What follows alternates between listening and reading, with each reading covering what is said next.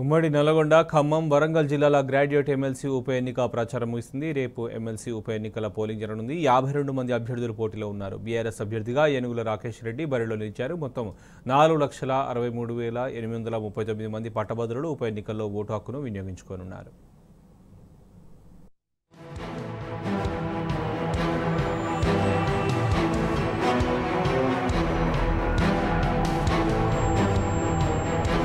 ఉమ్మడి నల్గొండ, ఖమ్మం, వరంగల్ జిల్లాల graduate MLC ఉప ఎన్నిక ప్రచారం ముగియడంతో పోలింగ్ ఏర్పాట్లపై ఈసీ దృష్టి పెట్టింది. మొత్తం 605 కేంద్రాల్లో సోమవారం పోలింగ్ నిర్వహించేందుకు ఏర్పాట్లు చేస్తున్నారు. పట్టభద్రుల ఎమ్మెల్సీ ఉప ఎన్నికల్లో 52 మంది అభ్యర్థులు పోటీలో ఉన్నారు.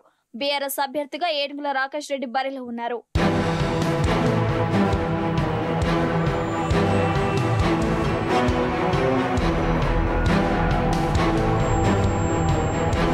నాలుగు 4,63,839 మంది పట్టభద్రులు ఉప ఎన్నికల్లో ఓటు హక్కును వినియోగించుకున్నారు.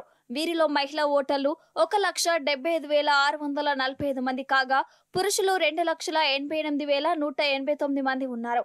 5 ట్రాన్స్జెండర్లు ఓటు వేయనున్నారు.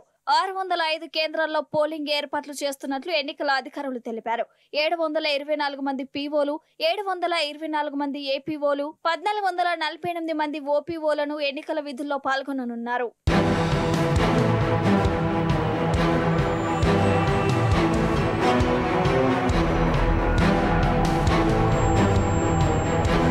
ఉమ్మడి వరంగల్ జిల్లాలో మొత్తం 6 జిల్లాలు, 12 అసెంబ్లీ నియోజకవర్గాల్లో పోలింగ్ జరగనుంది. ఉమ్మడి వరంగల్ జిల్లాలో మొత్తం 222 పోలింగ్ కేంద్రాలు ఏర్పాటు చేయనున్నారు. ఉమ్మడి వరంగల్ జిల్లాలో మొత్తం ఓటర్లు 1,67,852 కాగా వీరిలో పురుషులు 1,04,733 మంది, మహిళలు 63,119 మంది, ఇతరులు 1 ఉన్నారు.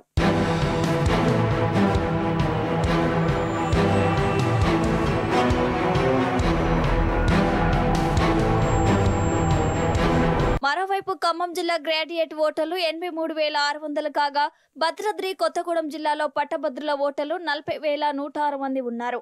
ఖమ్మం జిల్లాలో 110 పోలింగ్ కేంద్రాలు, భద్రాద్రి కొత్తగూడెం జిల్లాలో 55 పోలింగ్ కేంద్రాలను ఏర్పాటు చేయనున్నారు. అటు ఉమ్మడి నల్గొండ జిల్లాలో మొత్తం 1,65,778 ఓటర్లు ఓటు హక్కు వినియోగించుకోనున్నారు.